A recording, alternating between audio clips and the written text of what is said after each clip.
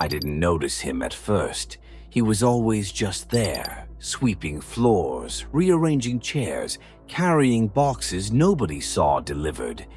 An old man, average height, wearing the same forest green work uniform with a stitched-on name tag that just said, Sam.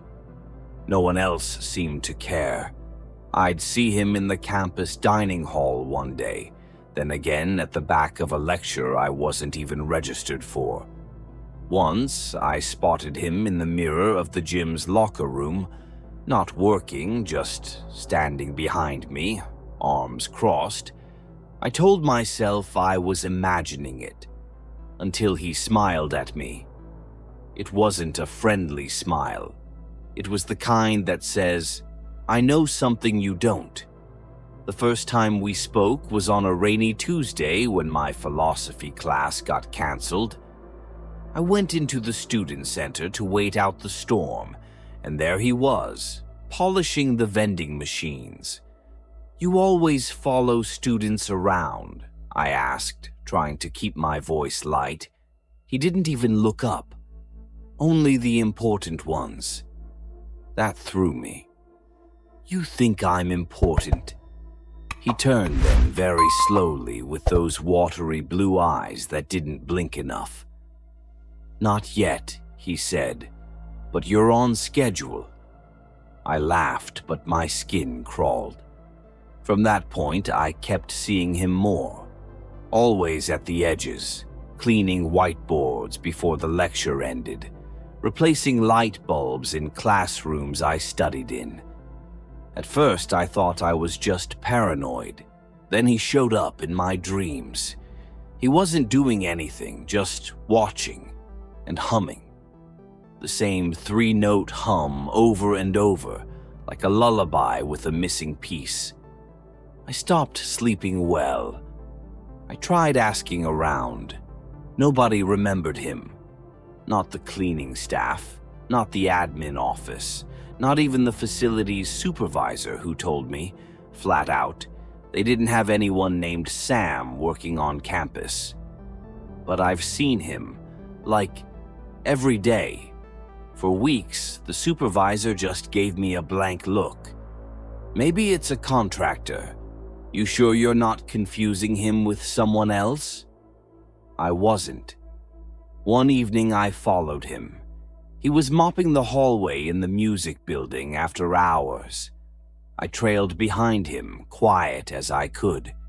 But he turned the corner and vanished. I turned that same corner not 2 seconds later. Gone. No doors, no closets, just gone. But the floor was still wet, like he'd just been there. That night, my midterm essay got submitted.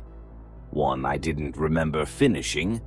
A week later, I received an internship offer I never applied for with a company I'd never heard of. No interview, no explanation. Just a package in the mail. We're excited to offer you a future you'll be proud of. Signed, Custodial Futures Initiative. I thought it was a joke. My advisor told me to take it. It's a huge opportunity, she said. This company has ties to DARPA, NASA, the whole alphabet soup. I hadn't told her about it. How did she even know? Things got worse. He started showing up at my off-campus job, at my favorite coffee shop, at the back of the bus. I confronted him in the library basement. Why me? I snapped. Why are you messing with my life? He looked up from the mop bucket and said, calm as can be, because yours is a critical node. You're a hinge. What the hell does that even mean? It means if you go off script, the door doesn't open. And we need the door. I couldn't take it anymore.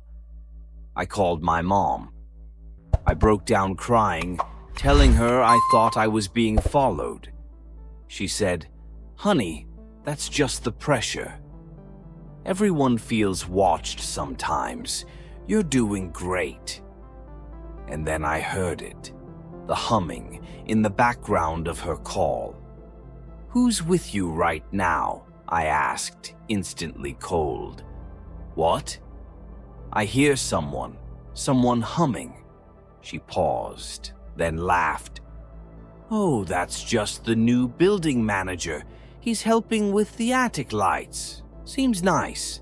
Says he knows you." That was the breaking point.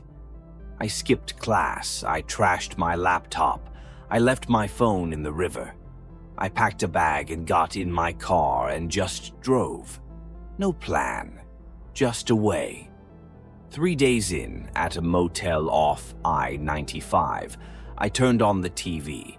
There he was, not in the show, on the news, in a hard hat being interviewed about some rail system development.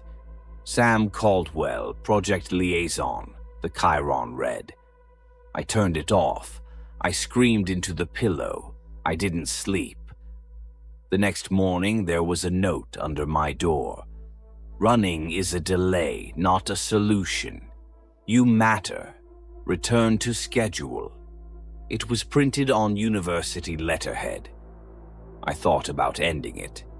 I stood on the roof of the engineering building, the tallest one on campus, looking out over the quad, wondering what would happen if I jumped, wondering if it would finally be my decision.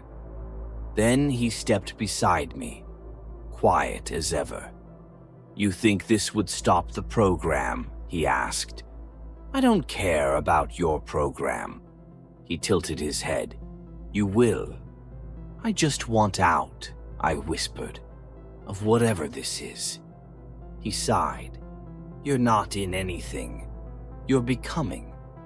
That's why we clean up after you. We make sure the cocoon holds."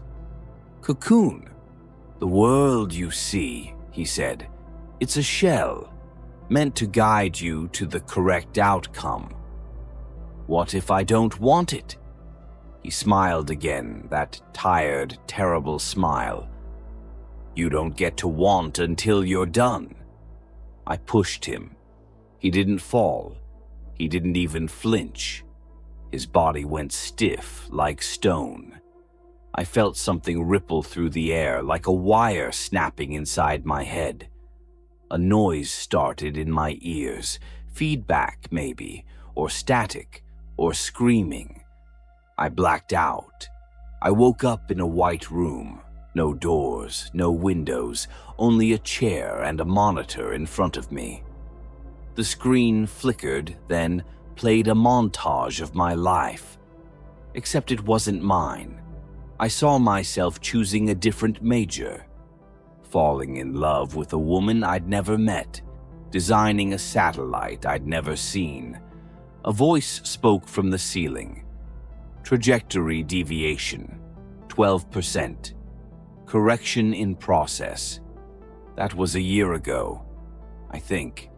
Now I live on the schedule.